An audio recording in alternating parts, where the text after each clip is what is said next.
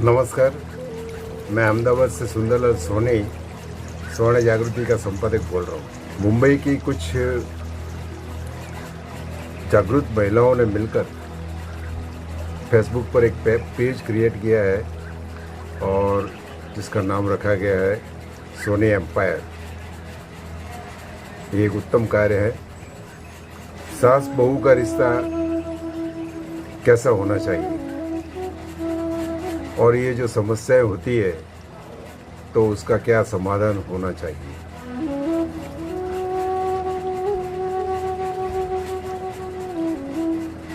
जब हम एक बेटी किसी परिवार को देते हैं या किसी और परिवार की एक बेटी हमारे परिवार में आती है, दोनों पक्षों में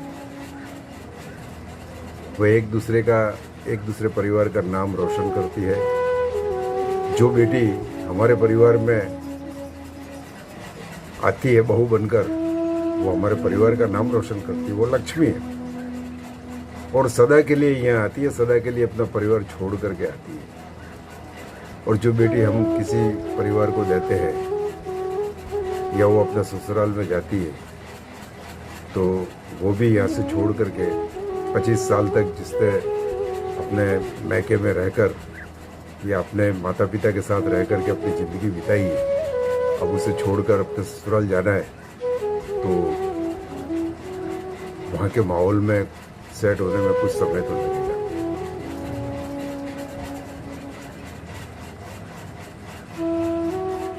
अब आजकल परिवारों में सास बहू की आपस की अनबन और समस्याएं काफ़ी बढ़ रही है।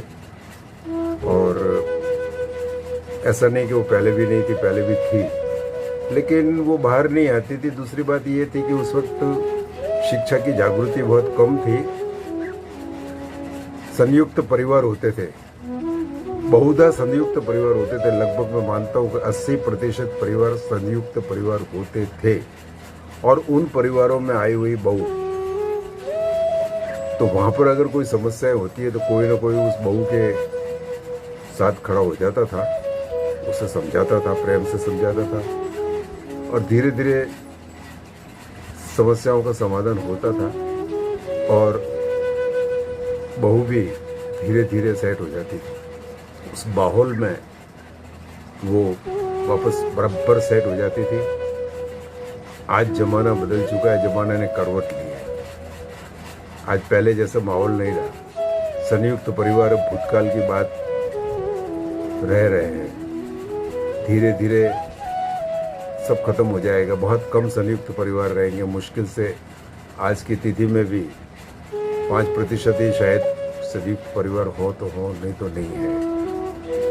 सब लोग अपना अपना अलग आशियाना बनाना चाहते हैं। ऐसे में जब सास और बहू, सिर्फ सास और बहू उस परिवार में रहेगी, पहले तो संयुक्त परिवार में उसकी काकी सास हुआ करती थी या बड़ी सास हुआ करती थी, उसके बड़े ससुर हुआ करते थे, छोटे ससुर हुआ करते थे, काकी ससुर हुआ करते थे, कई उसके परिवार के लोग और भी सदस्य हुआ करते थे। आज वो बिल्कुल नए जैसे रह गए हैं।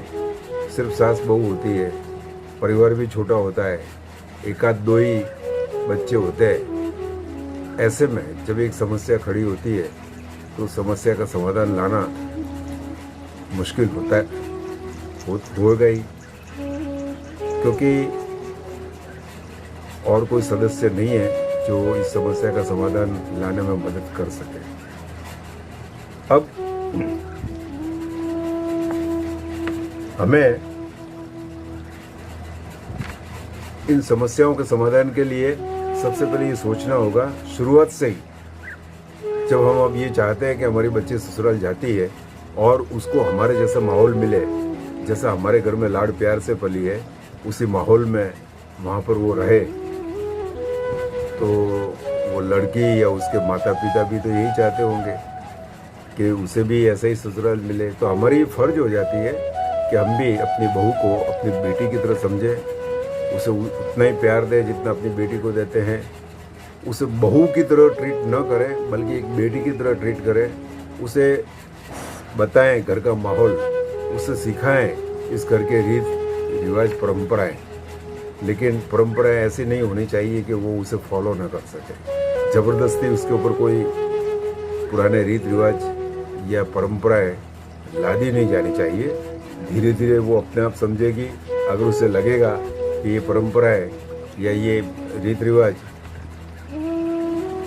को मैं फॉलो कर सकती हूँ तो वो करेगी, नहीं तो उसके ऊपर जोर ज़बरदस्ती नहीं होना चाहिए। अब सास और बहू अपने सास और ससुर अपनी बहू को बेटी मानकर चले और बहू अपने सास ससुर को माता और पिता मान करके चले, तो ये समस्या की जड़ शुरू से ही जो समस्याएं खड़ी होती है वो कम हो जाएगी या बिल्कुल बंद हो जाएगी। और इससे शुरुआत से ही अगर इस तरह से ट्रीट किया जाए और अपने पीयर से ही वो ये इस तरह से सीख करके आए और यहाँ पर आते ही उसको इस तरह का माहौल मिले, अपनत्व मिले, सम्मान मिले, तो शायद ये समस्याएं नहीं होगी।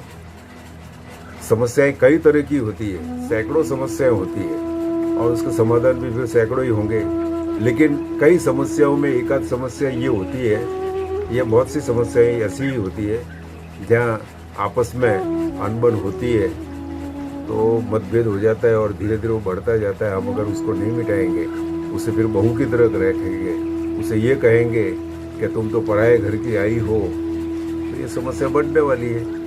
उसकी जगह अगर हम ये मान लें कि ये तो हमारी बेटी अब ज़िंदगी भर हमारे साथ रहने वाली है, उसे उतना ही सम्मान दिया जाए जितना हमारी बेटी को हम देते हैं, तो ये समस्या नहीं रहेगी। ये कई सुझावों में मेरा एक ये सुझाव है और ये मैं मानता हूँ कि इस सुझाव से शायद समस्याएं खत्म होंगी या कम होंगी। आपने मुझे बोलने के लिए अवसर दिया है, इसके लिए मैं आपका बहुत बहुत धन्यवाद करता हूँ। नमस्कार।